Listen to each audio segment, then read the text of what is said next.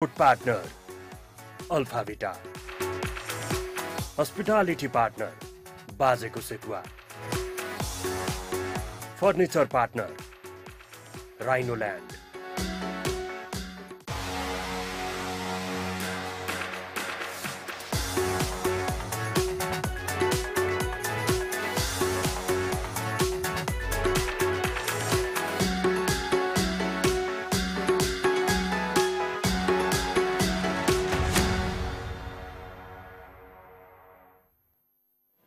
Namaste and welcome to the Fab Show. तपाईहरुले हामीलाई हेर्दै हुनुहुन्छ हिमालय टेलिभिजनमा हामी फेरि छोटो विश्राम पछाडी फर्केर आएको छौं नयाँ सेट नयाँ जोश नयाँ जागर र आज बिहीबारको दिन चाहिँ चाडबाडको लागि पनि राष्ट्र के भन्छ हाम्रो बिदा भएको कारणले पनि ठुलो फेस्टिभल्सहरु छ त्यही भएर म आज मज्जाले एउटा नेपाली पहिरनमा सजिएर आएको छु आज मेरो को-होस्ट हुनुहुन्छ doctor Samir Mani Dixit very excited to present this show with you absolutely congratulations शुभकामना आजको विशेष दिनको लागि हजुर विभिन्न कुरा विभिन्न अरुका प्रोग्रामहरु मध्ये आज यमरी पूर्णि पनि हो सबैजना जसले मनाइरहनु पर्छ लेक्सले भने एउटा आज एउटा कार्यक्रम छ भने अरु कार्यक्रमहरु छन् यमरी पूर्णि पनि छ आज एकदम विशेष दिन छ र आज सबैभन्दा विशेष हाम्रो लागि चाहिँ at least as far as the show is concerned Lex is हामीसँग आज एकदम interesting र एकदम रमाइलो guest हुनुहुन्छ we have a very interesting guest with us today we have already identified the guest in our social media हाम्रो Instagram हरु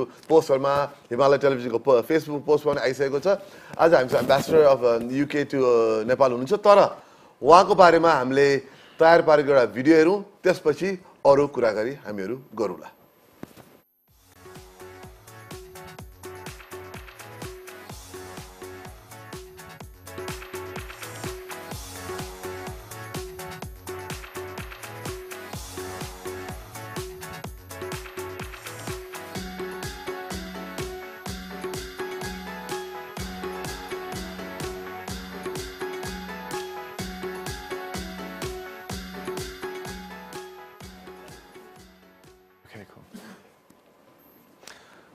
Welcome, Ambassador. Thank you. Namaste. Namaste. Namaste. Namaste. So how are you today? We're so happy to have you on this show. Finally, it's taken some time, but it's what a beautiful day when so many festivals are taking place all over the country. I do love festivals, and this studio is fantastic, so congratulations. And you are the first one on this new set, the new revised, reformed set. I feel very happy to be here. Ambassador, so we're so happy to have you, as Alex has already stated, and we just wanted to start by asking you, diplomacy, ambassador. I mean, this is a very demanding job, and you're bringing your own country to another country, and you're representing that country. How did you even decide that you wanted to get into the foreign service or diplomacy or ambassador? How did you even start that thought process? Well, yeah, so I fell into this. I actually wanted your kind of job. I mean, my first interest was in the media and journalism. Wow. And in fact, I had been, so I was trying to escape from my father's shadow, basically. So my father was a diplomat. I was born abroad. I was born in Myanmar, lived in China and all over the world. But also I went to the same school as him, then the same sort of boarding school, and I went to the same college at the same university. I had a small rebellion and didn't do history because that was my favorite subject, but it was his subject, so I did a different one, and I was much less good at that. And then when it came to getting a job, I was sort of sitting these entrance exams for the civil service, but also trying to get a job as a journalist, and I just couldn't. In the end, when the Foreign Office said, okay, you can have a job, I said, good, okay. So that's how it happened. Well, you've had a very colorful career so far. Since around mid-2023, you've been placed in Nepal. Before this, you were in Indonesia. You were also in Brunei. So kind of similar parts of the world, but so varied as well. So, 2.5 years down the line, what has been quite a interesting thing about Nepal so far, or some challenges? Nepal does not disappoint. We're not in control of our own careers. You can only bid for jobs that appear in the window. I was doing a job in Jakarta. But when Nepal appeared in the window, I fought for it because I have always wanted to come to this country. I'm the only person I know who had never been to Nepal. Oh, wow. My sort of family network had all been through Nepal. And when my father was High Commissioner in Delhi, they came up to Nepal for holidays of a lifetime. It brought back to the family these Tiger Tops T-shirts. You know, when I was small, I grew up with a Tiger Tops T-shirt, and I was always thinking, got to go there, got to see a tiger, which I still haven't done, by the way. You haven't? Not yet. Oh. No, Nepal it fits into that sweet spot. You know, there are jobs around the world for diplomats in countries which are important to the UK, but some of them, frankly, you don't need an embassy to explain. You know, you could do it on the phone, honestly. From the Netherlands, my first job, to London, you could have done it on the phone. You know, the Dutch are very open and in some respects comprehensible to the UK. And then there are other countries which are very hard to understand, but which the UK doesn't actually care about that much. You know, it's a long way away. We don't have that intense relationship. And Nepal is in that sort of center of the Venn diagram where we really care about the country, but you can't understand it from afar. You know, you have to be here. So for me, that's the perfect diplomatic posting. And I look at your social media posts. I follow you on X, formerly Twitter, and your posts are full of cultural exchanges. You're taking part in this and that, and it's amazing. And one instance that I've mentioned to you in the past also is in Janakpur, Janaki Mandir, where you and the spouse, where I forget her name. I'm sorry. Julia, no worry, Julia. Julia, right? So, hello, Julia. So, if you're watching. So, you guys did a vows thing, ceremony thing, and it's amazing. So, what is it about the Nepali culture that attracts you so much? I mean, there is diversity, no doubt. But what is it for you? So, I mean, Janakpur was, it was a build-up of different layers of interest. So Madhesh is a sort of focal point for our development partnership. We do a lot of work in Madhesh. So I had been to Janakpur a number of times. Actually, I think I was there just before the great sort of Festival of Love, when there were drums being beaten throughout the night. Nobody slept a wink, you know, and I got a kind of, from an outsider view of Janakpur's kind of special festival. I also went to, this is what happened. I went to the Janaki temple, and the priest in charge said, "Where is your wife?" And I said, "Oh, well, she's in Kathmandu." And he said, "Well, why have you come without your wife? You know, what's the point of coming here without your wife?" And so I kind of promised. I said, "Well, I will come back, sir. I will come back. I'll bring my wife," you know. So that's why when I was trying to decide where to have our anniversary, it wasn't a special number. It was just, you know, the day we got married. The other thing was Sita, right? Princess Sita, the Ramayana. You know, Nepal hosts a number of globally significant sites. Right. The City of Love, you know, the romance of the Ramayana, it is the sort of Romeo and Juliet of Asia. And the idea then just came into my mind. And then having gently suggested it to my colleagues in Janakpur, they went to town. And it was, we just were in the grip of this sort of romantic sort of roller coaster, and wore whatever they said, and you know, it was just brilliant. It was wonderful. Wow. And you can see the pictures on social media. It was recently shared just a few weeks ago as well on Vivaha Panchami, talking about culture. As Swami Mani Dixit said, today is a very cultural day, Yomari Puni. It's also the Rai communities Udhauli, as well as Limbu communities Chasok Tangna. And you know, if you have any time today, I know you have a busy schedule, you should at least have Yomari or, you know, dance to the beats of some Rai instruments or the Limbu Chabrung as well. A lot of things are happening today. A lot of things happening. So talking about culture, I love that, you know, as a diplomat, you have not only immersed yourself to the different cultural festivals here, but also language. You are taking that up by storm. Well, Maybe you can try something honestly, here also. I think I'm getting worse. But I did try really hard to learn Nepali in between Jakarta and Kathmandu.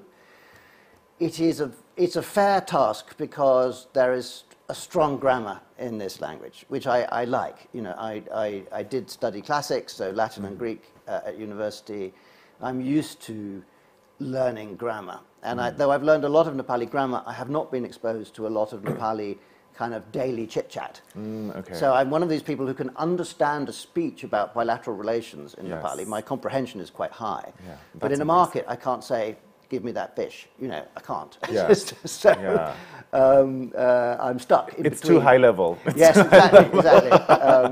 But I do. Oh look, there, I do love the language. There's the picture, by the way. Right, It's a stunning picture. So on the screen, we're putting some pictures on the screen. But no, but it's amazing that, you know. And are there any words that you have learned? Any phrases? So I've learned the classic, you know, Tapai Lai Kastocha, and then Josunera Malay Kusilagyo. You know, these sorts of exchanges I can do. I have colleagues at the embassy who suggest things, and there was a word that really took off in a way I hadn't expected, lastay, which Lastay. apparently it's the word last, but sort of Nepalified, and quite current. Yes, And I, after I did this thing saying I'm, you know, Ma Nepali bahasa siktai chu, and this is my first new word, and I would just go around town and people would go, lastay! It's very, very popular word right now. I don't know if I'm pronouncing it right, but... Lastay. No, absolutely. No, you had something? Yes, no, I often see your updates on social media where you talk about the word of the day or the week. And once you spoke about rangi changi and how it makes you happy. And I thought that was so nice to see another perception and take on a word. Sometimes we just think it's just a word, right? Yes. Well, Nepali, I mean, all languages have this, but Nepali is full of these sort of internal rhymes. And rangi changi is a great one.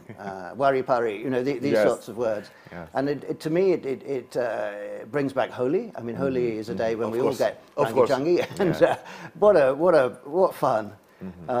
And I think, as you were saying, the diplomatic world can be kind of a bit dry and a bit pompous. Yes.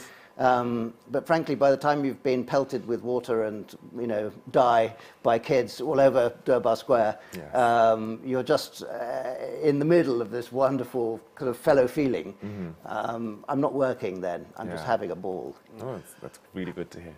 And also now, as we, I mean, it's been like over 2 years now since you've been here, and you have couple of more years? 2 more, I hope. I do hope. Tenure, and who knows, you might want to extend, you know. I've already extended. 4, I think, is my limit, but if I can, I will, I promise, yeah. And actually, we want to get into now more into the diplomacy and, you know, the relations, the conversation we want to have with you, now that we know how excited you are being in Nepal and the things you are doing. What we might do is right now is we'll go to a break. When you come back, let's talk about the diplomacy and the relationship between the UK and Nepal. Let's get to that. Yeah. But for right now, अहिले हामी एउटा छोटो ब्रेकमा जाउँ. Break पछि हामी ambassador लिएर अरु कुरा गरेर हामी रेडी हुन्छौँ. अहिले छोटो break.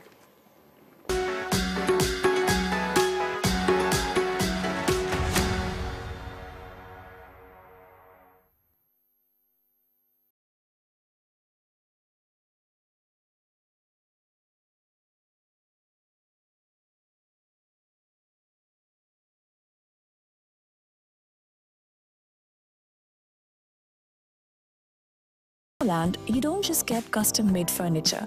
They create beauty and functionality. From your homes to offices to luxury resorts, hotels, restaurants, and cafes, they design and craft furnitures that transform spaces. Using treated and seasoned wood paired with premium fabrics and leather, they ensure durability, elegance, and sustainability in every piece.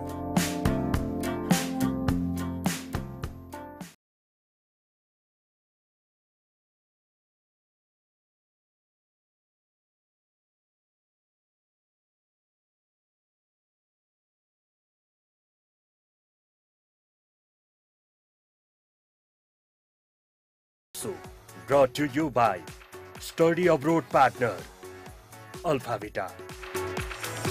Hospitality Partner, Bazeko Sekua. Furniture Partner, Rhino Land.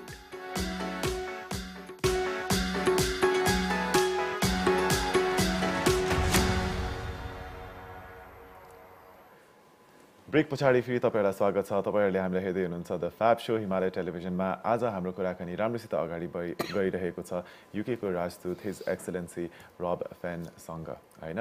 सुरुको कुराकानीमा उहाँको बाल्यकाल, उहाँको यो डिप्लोमेसीमा कसरी enter हुनुभएको कुराकानी गर्दै थियौं भने अब चाहिँ युके र नेपालको मित्रताको बारेमा पनि अब हामी अलिकति छलफल गर्ने छौं। So Ambassador, I would like to ask you, we've mentioned, UK and Nepal have a 200-year plus strong friendship. There's also so many kind of different things that ties the UK and Nepal together. You've talked about where Nepal is in the Venn diagram. So in your kind of day-to-day role, how do you balance all that, as well as, the direction that you would like to take this friendship to in the coming days? Well, it's a very good question, because actually I could spend my whole time talking about the past. Yes. And my job is to help Nepal with the future, and help our relationship into the future. So I try not to spend too much time on the past, but it's so unique. I mean, we met on the battlefield. We were not friends at the beginning, but that sort of respect that was forged more than 200 years ago, quickly blossomed into a military partnership, and then a partnership of peoples, which has gone so much wider. And only like 3 weeks ago, we had a kind of festival of civil society inside the British Embassy. It has the weird name Brango, but I think that just stands for Britain and Nepal NGO Organization. Yes. And that's a way of bringing together under one tent all the sort of feisty and uncontrollable bits of British civil society that face Nepal and want to interact with Nepal. And then after that, we had I think again, a novel, probably unique moment when the Nepal-Britain Society hosted the Britain-Nepal Society. And those two sort of boards or leaderships met together and talked about how they could be greater than the sum of their parts. So I think a lot of my work is about making the most of what ordinary Britons and ordinary Nepalis want to do in partnership. Being a representative of a government, I mean, that means a lot of what we do is a bit top down. We've got visits and development programs and cooperation in the United Nations, this sort of thing. Great admirer of Nepal's peacekeeping credentials and so on. And of course we have the Brigade of Gurkhas, which was kind of at the heart of it and has now spun out into all these amazing socio-economic benefits for both countries. So I think how I balance and how I kind of prioritize is try and keep both things in mind. That there's so much I can bring as a government, but that only goes halfway, because it's the people meeting and what the people do, and trying to keep in touch with that. So it's actually, I have to say, quite a challenge. But that's what civil society is, right? It's uncontrollable, and that's how it should be. So often I'm just a spectator. I'm just like, oh my goodness, we've got this organization that is doing something bilateral. I have almost a favorite example in the world of medicine. I mean, here in, I know you're interested, but here we have the OCRU, the Oxford. We collaborate with them also. Yes, indeed, I know. And I met Dr. Buddha very early here. He was wearing a different hat. It was all about Himalaya rescue, high altitude, rescue and medicine. And then he told me the story about how, because of the connections in the medical world between Nepal and UK, when we were globally hit by the pandemic, nobody knew what was an effective therapy. It's hard to remember the fear we all felt in those days. Absolutely. We had no idea how to treat this thing. And professors in Oxford and professors here in Nepal were talking anyway about other collaborations. And they agreed that they should start this trial, this therapy data collection, because just to see what works. And later on, this became a really powerful medical paper and experiment. And when it was published, I forget which eminent journal it was published in, there was the data from the UK, Right, right. and then there was the data from Nepal, and then there was the data from China and the US and India. And it was just so cool to see UK-Nepal medical collaboration leading the world. I might just add in this context that the Oxford University team, Professor Pollard, who developed the first vaccine against COVID, Covishield, was very instrumental when it came to Nepal. Nepal was one of the very first countries globally to even test, well, not to test actually, to implement the Covishield vaccine. And this saved countless lives. Yeah. Having already done the clinical trial and all that, having completed that. And while the people in the UK were being vaccinated with Covishield, so were the people in Nepal also. So the UK has a lot of contribution in the vaccine against COVID. A very effective vaccine, if I might add. So we have to thank the UK scientific committee also for that. And focusing on emerging talents and, I guess, young people, there's the UK government also supports the Chevening Scholars as well. Oh, yes. Can you share a little about what it is, especially to some of our viewers who may be hearing of it for the first time? So the Chevening Scholarship takes its name from the country house which the Foreign Secretary traditionally has as a retreat. It's been going for decades, I forget how many, but many, many years. It is a fully paid master's scholarship, and I think what distinguishes it from other government-sponsored scholarship schemes is that the UK does not specify what field the applicants should pitch for. They should follow their heart. We're looking for leaders, not for chemists or international affairs experts or whatever. And so in a Chevening cohort, you can get an astrophysicist and someone, literally, I met one Chevening scholar from Nepal who was studying how to help resolve intercommunal conflict through the medium of dance. And I was just thinking, wild, but actually, because she was so impressive as an individual and so driven, we knew she was going to be a mover and shaker, so she got the scholarship. Meanwhile, we were also investing in economists and more mainstream academic fields. And Chevening, because it's been going for so long and because it is so focused on sort of passion, it is a very effective alumni network. And so I like to think it delivers for the recipients of these scholarships long after they come back from the UK, because they have to come back from the UK. Yeah, I love that. So I know quite a few people who have, who are Chevening scholars as well, and what they've gone on to do, some of them, and the network that they unlock. There's quite a lot of network receptions that the UK Embassy here holds as well. And I think that's really right, and that's something that, every different institution should do as well.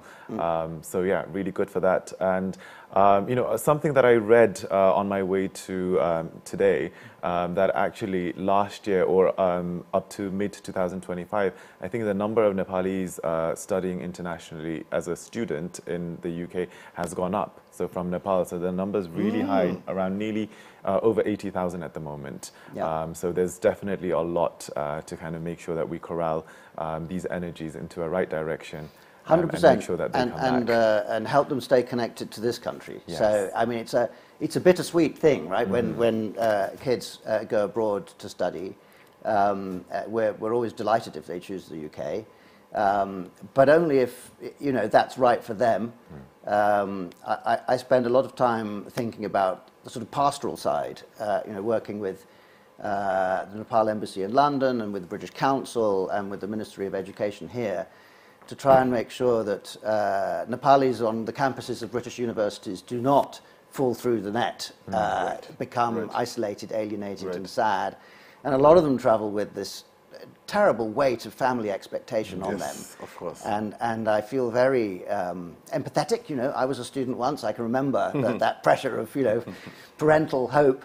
And sometimes there's a terrible loan to pay back, and so I also spend as much time trying to help Nepal diversify the education offer here in Nepal at locally affordable prices. And I think that's one of the sort of structural achievements I would like to leave behind. If I could possibly help Nepal open up its private education sector to what we call transnational education more fully, then I think it would be more kind of fair, but also Nepal would have an opportunity to really become an education hub. There's no reason why you shouldn't send your kids to be educated in Nepal. It is, and you've got the two biggest markets in the world for this, right next door. Right. So that's quite a dream, but there's a way to go. But you're right, Lex, that Nepalis studying in the UK are a good thing, but it's all about making sure they don't drift away. Yes. And so just to get sort of economic for a second, if I can achieve anything else in my last 2 years, it would be to help the Nepali diaspora play a role in this country of the kind that the Indian diaspora played in India, and we saw what happened. Right. And I think, you know, there are some obstacles to inward investment, and of course the enfranchisement of the diaspora would be great. And the logical extension of that, which I know is not possible with many countries, because countries can choose how to do this, but in the UK we have no difficulty with joint citizenship. You know, you can be British and something else, just not a problem for us. And so if any of these devices fit Nepal, it would be great. Because I think the diaspora is doing great things for other countries, and it should be doing it here as well. Right. Ambassador, lovely to talk to you again. We'll have a short break. We'll come back to you with a few more questions and a bit more conversation. र अहिले चाहिँ बेला भएको छ एउटा छोटो break हो. हामीसँग बेलायती राजदूत हुनुहुन्छ हामीसँग र हामीसँग उहाँसँग कुरा निरन्तर दिनेछौँ. अहिले छोटो ब्रेक पछि.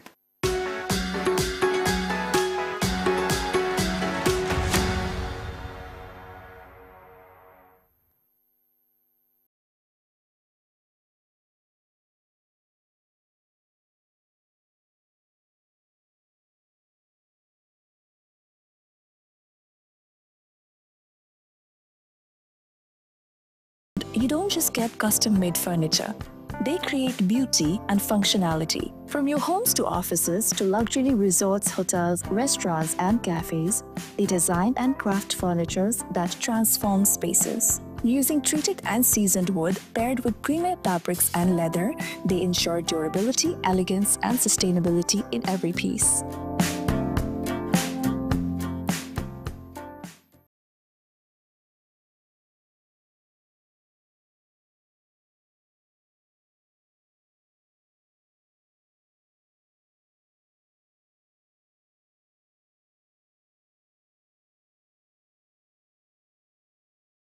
Brought to you by Study Abroad Partner, Alpha Vita.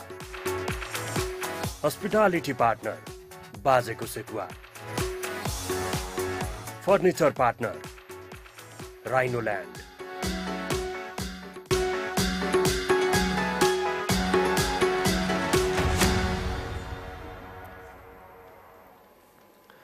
And we're back. तपाईं हेर्दै हुनुहुन्छ द फ्याब शोमा. हामी राम्रो कुराकानी गरिरहेका छौं हाम्रो ambassador Rob Fenn, UK ambassador to Nepal. Ambassador, we were speaking about education. So just before we move away from the education topic, do you have any messages for any young, hopeful or mid-career professionals who may want to pursue studying in the UK or just going there to see what options lie? Well, you've teed this up beautifully. That's what we do. My message to the departing Chevening scholars went something like this. So, Terai padnus, belayat gumnus, ani farkera Nepalko sewa garnus. Because I want people to have a great time in the UK, travel, really get under the skin of my country, and then bring it home. Yes. That is a condition of our scholarships. Amazing. Yeah, I mean, that's what I guess Lex has done. That's, I guess, what I've done. We've gone overseas and come back and we're doing all these different things. Ambassador, I wanted to ask you, in a similar topic, the role of British Council. Now, I remember in my, I connect that to the British Library also, when I was in school a long time ago. Don't ask my age.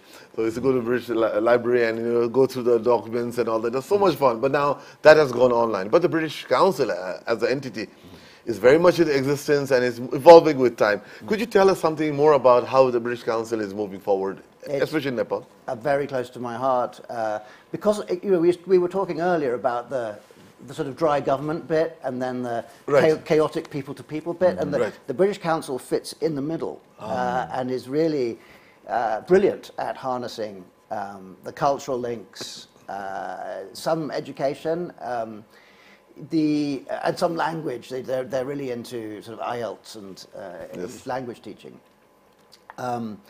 The British Council has been in Nepal for 66 years, and they have a very strong little film. I don't know if you can use it at any point, but it's quite a frank film. It doesn't sort of shy away from some of the drama which has happened in this country during that time.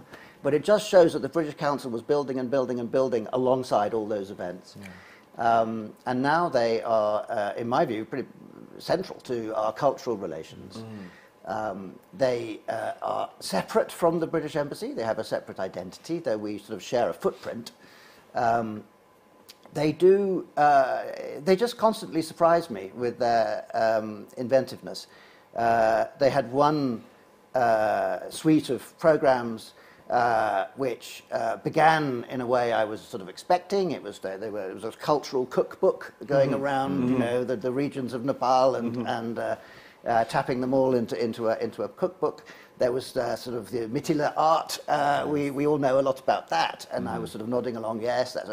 And then suddenly they came up with this program in Dolpa, which was an intergenerational conversation about the built environment. And there is, in Dolpa, there are, apparently, according to this program, there is a gap between the young people and the old people. And the old people know what things should look like, what a stupa should look like, what their homes should look like, where the road should go, what the school should look like. And there didn't seem to be a mechanism for consulting young people. And the British Council and their implementation partners are trying to bridge this gap and facilitate dialogue between the generations on their built environment. And I just think, wow, you know, that's something that the British government could never do. But somehow the British Council found a way to be involved. And something that I've been part of and also gone to, the WOW Festival that the British Council also do. It's a very key flagship event that has been taking place, or what did take place in Kathmandu last year, but I know it's gone outside of Kathmandu as well. And lots of different things with films, arts, music, and exchanges where young talents or emerging talents have gone to the UK for exposure visits as well, which I think is so important. No, they're great at that. They're great at talent spotting and just creating a space in which the talent magically flourishes. Always between the two countries. So, I mean, thank you. That's exactly where the magic happens. So, moving away from arts, culture, education, I know that there's a lot of focus on health as well as climate and what sustainable development should look like. I know there's so many different competing areas and priorities in Nepal, but what do you think should be, you know, what will be the UK's focus in the coming days in terms of, you know, any areas of challenge that the UK will help Nepal on? We have been thinking really hard about this. We have an in-house answer to it, which will be meaningless to you, which is lens A. But I tell you, there were lots of different lenses, and we've settled on lens A. And the sort of heart of that is that it is more effort in the private sector, trying to unlock the magic of markets for job creation in Nepal. That's central. It's central because it's more what the country needs immediately. It's also central because it's what the multilateral development banks, the World Bank and the ADB, are prioritizing. And so we are trying to be more efficient in the way we work with these multilateral agencies and organizations. And I sometimes talk about trying to be, if you know this maritime metaphor, you know, the pilot fish to the World Bank whale. You know? And it's not that they're unguided, but they are not agile in the way that a bilateral ODA provider can be. So some of these small turnkey projects which can help what I think of as Nepal's entitlement, frankly. You know, Nepal could draw down from these multilateral banks much more than it currently benefits from. And if we can unlock these reserves and bring them into Nepal through our own bilateral activities, I will be very happy. But I don't want you to think, you did mention health, that we are just all about the private sector. Because one of the things we've learned is that you can't kind of magic jobs into being if you haven't also worked on the human capital side. Of course. So, and this is where our work in education, and I talked earlier about private sector education, but in the public sector, we are so involved in the Ministry of Education. And recently we've had a big sort of festival with our other development partners and UNICEF with the Ministry of Education on what is called CSEP, I think it's School Education Support Program. And I have to say that is a model of how to use development partners. You know, they really, we co-created, and things like UNICEF can bring in the most amazing advice from all around the world. And then in the health sector, just last week, we had a reception in my house around something called the Global Fund. It's a Geneva-based vertical, well, you will know. I'm very familiar with that. And the Global Fund is the really big bucks, and not very long ago, we nearly lost the Global Fund in Nepal. There was a big sort of controversy around who was the sort of principal kind of, who got the check. And, you know, that got fixed through a lot of sort of clever diplomacy, both by the Ministry of Health and by partners like the UK, who found a middle way, and now it's coming to Nepal through UNDP in huge sums of money. But what I was trying to do was to just find us some kind of structure through which the development partners that care most about this, and Germany is another, so the UK and Germany in South Africa led the replenishment, and we got to nearly $12 billion, I think, which is not peanuts. And the other thing, so it sounds slightly technical, but it's so important to me as a champion of our bilateral development relationship, is that this is a brilliant example of how you can't do things down the phone from Geneva. You know, the Global Fund wanted to spend all this money in Nepal, but if they didn't have the on-the-ground relationship with the medical sector in this country, it was a dialogue of the deaf, you know. So I'm quite proud of the role which the development partners played in brokering a new relationship between the Global Fund with all its money and Nepal with all its needs in this area. We'll have to take a small break. I know this conversation is very free-flowing, but then we have to make our sponsors happy also. Yes. We don't want to ruffle feathers. So, हामी छोटो ब्रेकमा जान्छौँ. ब्रेकपछि last segment लिएर हाम्रो अतिथिहरूले फिर्ता आउँछौँ. अहिलेको लागि छोटो मिठो break.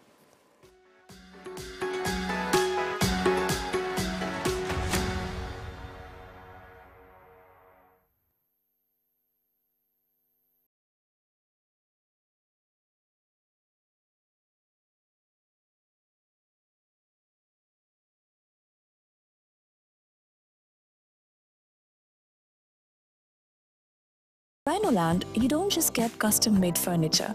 They create beauty and functionality. From your homes to offices to luxury resorts, hotels, restaurants, and cafes, they design and craft furnitures that transform spaces. Using treated and seasoned wood paired with premium fabrics and leather, they ensure durability, elegance, and sustainability in every piece.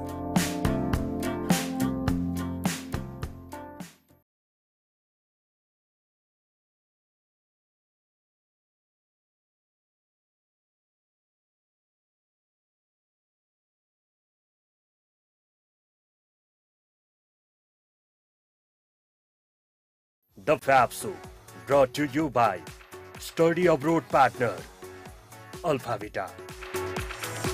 Hospitality Partner, Bazeko Setua. Furniture Partner, Rhinoland.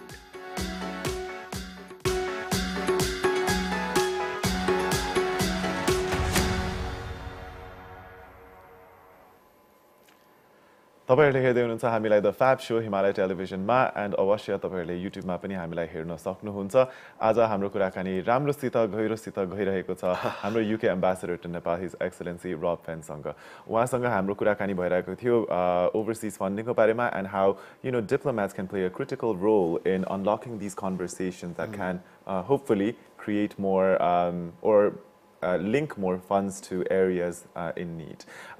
Climate is something that is so important. COP30 just recently took place as well. But what we're also seeing is so many different countries are reducing their overseas aid and increasing spending elsewhere.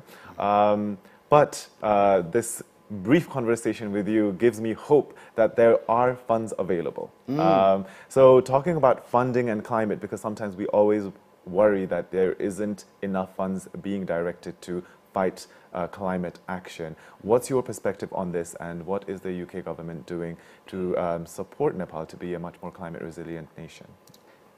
Exactly. So we've got two main programs in the embassy. One is kind of out there in the communities that need to adapt to climate change. That one is called, it has the slightly sort of catchy title, RAIN, but that stands for Resilience, Adaptation and Inclusion in Nepal.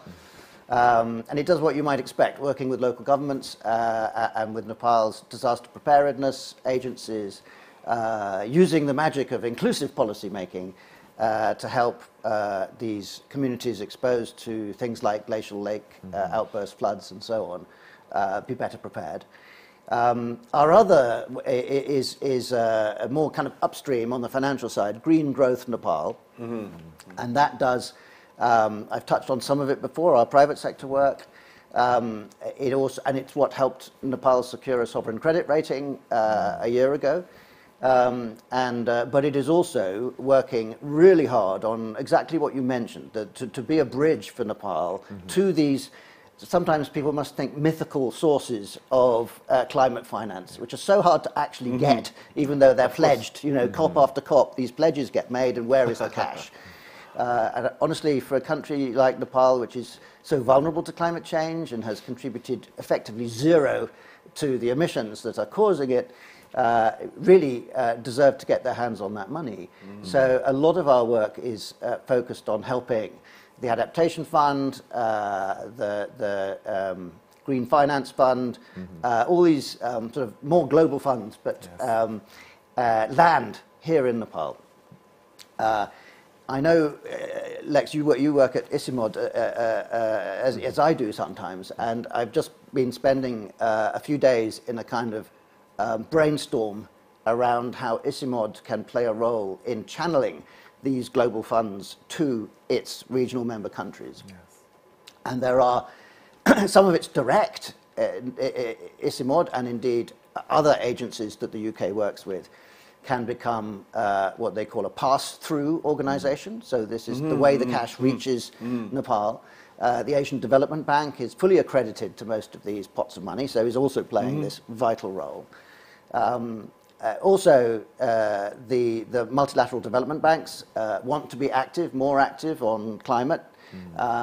So there could be a sort of consultancy role there. There are things like private sector, corporate social responsibility and philanthropy. Everybody wants to help the Hindu Kush Himalaya. It is the water tower of Asia. Billions of people depend on this clean water. So in that sense, Nepal is a steward for everybody downstream. So there's no shortage of interest. And I think Nepal's leadership of the mountain agenda, which we saw at Sagarmatha Sambad earlier, is helping to put the Himalaya more central in the global conversations about climate change. There was a kind of HKH-shaped gap in the data. And so when the UN made its global stocktake, there were a lot of estimates and guesstimates about what was happening in the cryosphere. And actually, there's an ISIMOD-shaped answer to that question. And increasingly, it is the scientists in Nepal, at ISIMOD, who are supplying to the UN the data about HKH, the fate of the glaciers, the imminence of the the glacial lake outburst floods. So if good science done here in Nepal and in the Himalaya can be a sort of kite mark for investment, then I think we can start to get more of this money actually spent here. It sounds very technical, but it isn't. Frankly, we are starting to have these climate-driven disasters. And we need to start pumping the water out of these high lakes, which is really hard to do at altitude. And we also need, perhaps my last point on this, is we need to get Nepali scientists and Nepali institutions better connected with climate science networks, which exist. But Nepal has every altitude. You know, if you wanted to do climate science, where better than Nepal? So I spend a lot of time trying to bring universities and climate scientists here. Nepal is littered with agricultural research stations, places like Marfa and Lumle, which have a lot to offer as a sandbox for good climate science. So watch out for progress on that side. No, this is very exciting. No. Thank you for that comprehensive answer. No, absolutely. Yeah, detailed, I love that. And now I'm going to shift a little bit of attention because now we're in the very last few minutes of the show. Well, actually more than that, maybe 5-6 minutes. Let's shift to sports because I came across a recent post where you hosted the teams of Nepal Premier League, and I believe we have some English cricketers also. 10, I think. In the NPL. How was that, and can you tell us more about what happened, and also involvement of the UK government in Nepal in sports section? So sports is definitely a growing part of my repertoire, not being at all sporty myself. You play cricket? The British Embassy played cricket against the Indian Embassy. Oh, did you win? No, it was humiliating. Oh, okay. Well, we're getting invited next time. So and I had to do this sort of opening over. And because my bowling is so bad, the over was almost endless. It's like every ball was a wide. So, that doesn't help. But anyway, luckily there are some better sportsmen in the UK. And indeed sportswomen. We had a very interesting tour by the female cricketers from the combined armed services in the UK, Army, Navy, Air Force cricketers, and they played a number of Nepali women's cricket teams, and I got to meet the captain of the Nepal cricket team. So I think women's sport is also coming up and starting to be rewarded and invested in in a way that their expertise and talent and athleticism deserves. Football too, quite a lot of involvement. I met a British coach coaching one of the teams here. Lots and lots of sporting interest. Which taps the fact that our civil societies are so close. It's no surprise that when Nepal-based cricket teams, in this case, look for foreign talent, it is British players who more often answer the call. Because it's cricket, but it's also Nepal. It's like, well, why wouldn't I want to go and play in Nepal? Whereas you can imagine a cricketer from somewhere else thinking, I don't really know very much about Nepal, and maybe I'll go somewhere else. But the British people, it's kind of they're predisposed to come here. So sorry. Yes, I just want to follow up that. With the English Premier League is one of the most followed leagues in the world, and also Nepal, and the teams are being supported. Also it fits in with the British engagement in sports, and I'm so happy to hear that you are continuously engaging Nepali sports in teams and other parties. Exactly how we understand and how we see the UK. So many people see it via all the games and all the teams that they support as well. And sports as a tool of diplomacy and bringing different communities together. The British Army, the Gurkhas, are actively engaging in many different adventure sports. So I know quite a lot of people that I know from the Army. Some people come here for sporting tournaments, basketballs, and in very different local municipalities beyond Kathmandu as well. So it's really good to see that. So since I mentioned Gurkhas, I just wanted to add, that 200 plus years historic, rich relations. How are things? How does that help your dealings within working in Nepal? we have a treaty of friendship. Right. I don't know any other bilateral relationship around the world, and I've been involved in many, has a friends by treaty. And of course, coming here just as we were celebrating the 100th anniversary of that treaty in 2023, that was what a cricketer would call a full toss, right? You know, we tried to hit it to the boundary, so a beautiful thing. And that friendship means that there is this, as I say, predisposition to be involved with Nepal in the UK. Sport is important because it takes that to the young generations. And I do sometimes worry that we have a sort of intergenerational cliff edge in our friendship.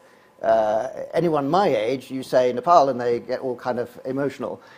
You say it to my children's generation and it's just Nepal is another country and the world's a big place and they have short attention spans. Yeah.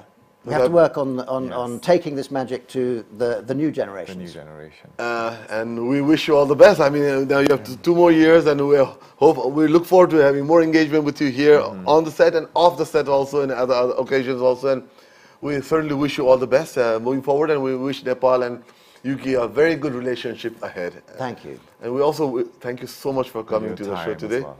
Been a pleasure. Yes. And wish we could talk more. Wish we could talk. We had another hour. I think we wanted to hear you sing, but unfortunately, we'll have to keep that for next time. Maybe we'll do it behind the scenes. There is a recording of me singing, very badly, but with the Mero Satija, which really about beautifully captures, UK Nepal's friendship. And you can visit at UK in Nepal to see all the clips from His Excellency, because they won't leave you bored.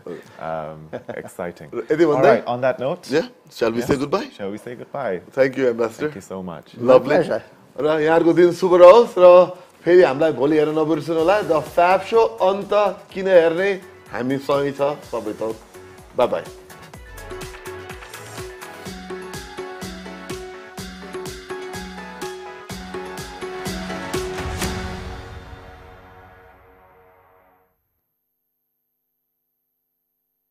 The Fab Show, brought to you by Study Abroad partner, Alphavita.